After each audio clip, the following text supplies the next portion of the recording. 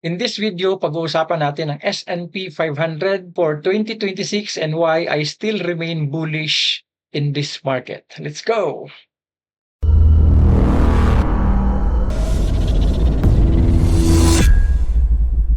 Hi, this is Dale again of DK Capitals, your partner to trading success and freedom. So kung nasundan nyo yung mga previous videos ko, papapansinin nyo na lagi kong hina-highlight yung S&P 500. And in fact, S&P 500 has been my cash cow ever since I discovered that this market has been trending well for the past 70 years. Isa sa mga nagpamulat sa akin about the US stock market and especially sa S&P 500 ay walang iba kundi si Peter Lynch. Peter Lynch is one of the most successful and legendary trader and investor that has been very profitable during his time.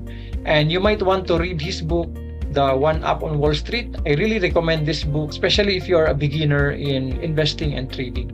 And actually, according to the book of Peter Lynch, that the US stock market, especially the S&P 500, is bullish around 75% at a time and bearish or moving sideways around 25% at a time. This is actually a big data since it's more than 70 years data.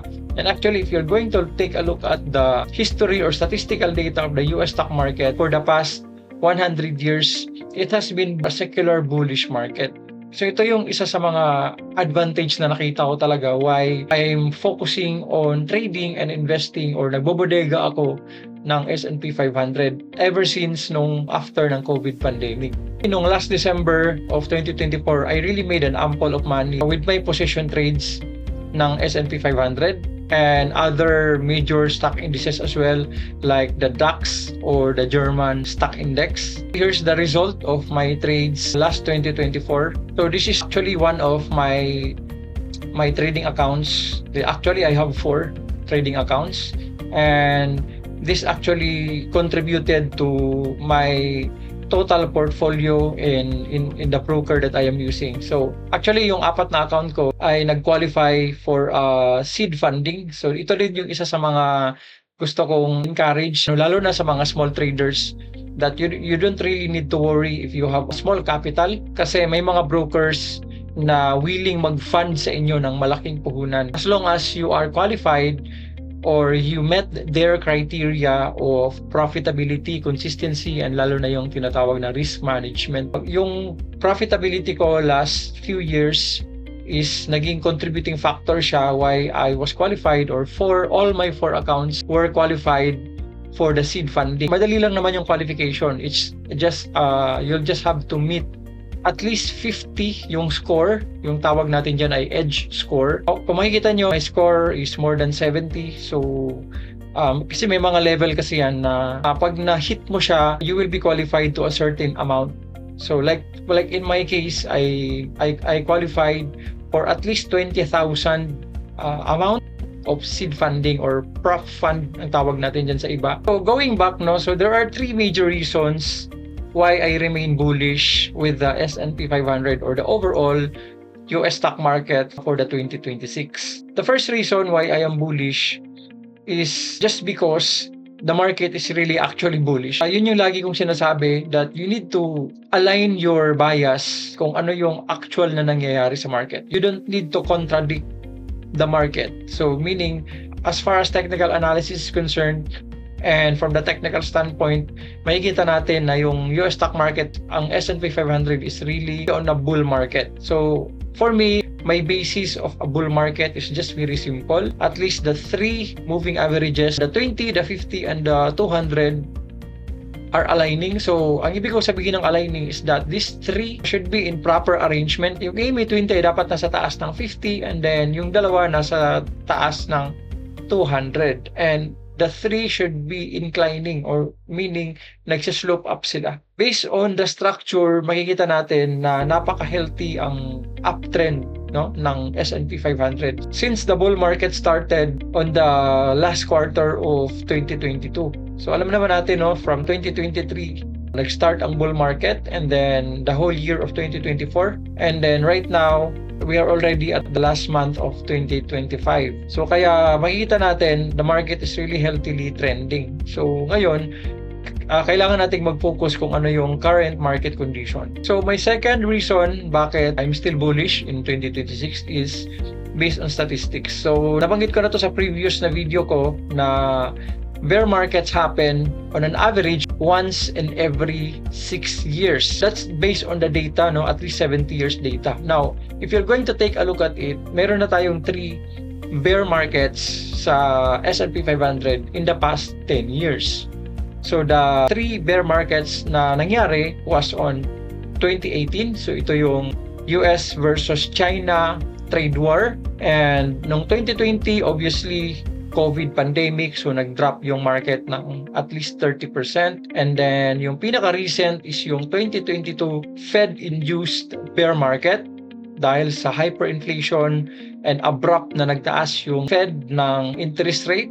Kaya nagpanic yung market, and we all know that the market doesn't like uncertainty. Yun nangyari, nag-down or nag-drop ang market ng at least 20% on 2022, and it happened around 9 months, no? Nag-start siya around the first month of 2022 and it ended around mga September, and actually nag-bottom siya ng October. So that's how I was able to capture the bottom of the 2022 bear market.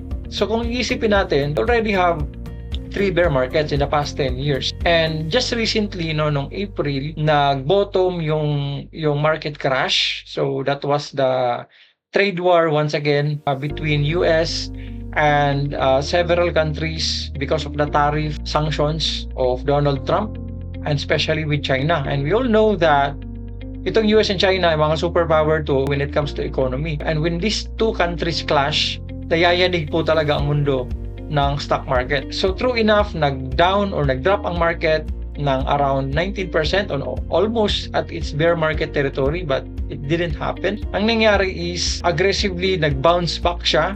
We considered it as a major market correction. Pag sinabi nating market correction, when the market drops at least 10%.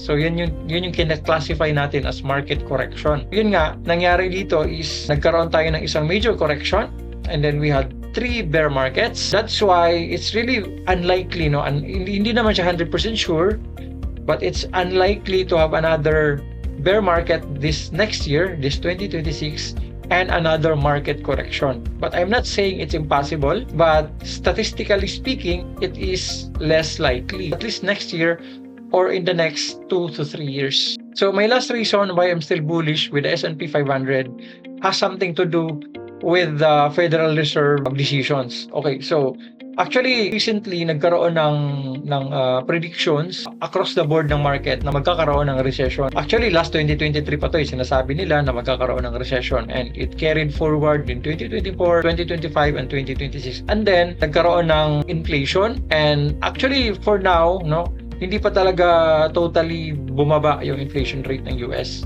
So, nasa mid pa siya. Hindi rin siya mataas, hindi rin siya bumaba. So, ang ginagawa ng Federal Reserve ngayon is just precautionary na they are cutting rates to avoid recession to happen. And we all know that when the Fed cuts rate before a recession, usually ang effect niyan sa market is bullish. And in the opposite, when the Fed cuts rate during a recession, so usually ang magiging effect niyan sa market is bumabagsak. So those are the 3 major reasons bakit I'm still bullish with the S&P 500. Okay, so what's my plan for 2026? So actually kung titingnan natin yung structure ng market, nasa swing high na tayo, and we are almost done with 2025. Almost 1% na lang at mag-all-time high na to. And as you can see, this leg is an overextended leg as far as its swing from April 2025. Yung recent lang na pag-crash ng market. So based sa structure, alam naman natin na walang straight line sa pag-angat ng market. So it moves in an ebb and flow fashion from swing high, swing low, another swing high, and another swing low. So ngayon, nasa swing high na tayo or higher high. So we are most likely, or we are expecting a higher low at least at the first quarter of 2026. So our next plan here is to stop buying. Actually, ako ngayon, hindi na ako nagbabay. I'm just holding my trades. I liquidate some of my trades, especially at the end of the year, especially sa mga swing trades ko. And yung mga long-term trades ko, ay hinuhold ko lang siya. And right now, especially at the first quarter of 2026, I'll be waiting for a major pullback.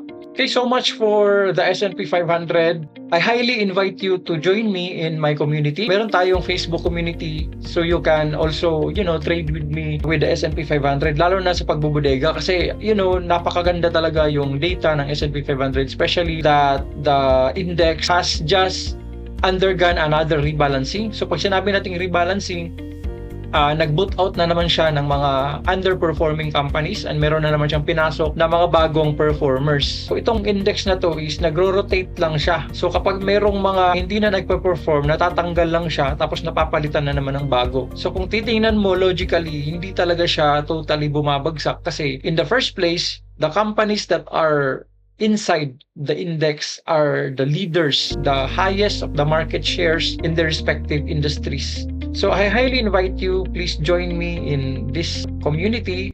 The link is on the comment section. By the way, kung bago lang kayo sa channel ko and you want to learn more about our trading strategy, especially when it comes to trend following, price action trading, and long-term position trading, please don't forget to subscribe to our channel and please click the notification bell for you to be notified first whenever I have a new uploaded video. And if you are a newbie in trading, I have a new ebook that I just released which I will be giving for free. Please don't forget to follow me on Facebook and message me on our Facebook Messenger in this Facebook page. The link is on the comment section. Please don't forget to follow me on Facebook. Thank you so much. This is Dale again of DK Capitals. See you.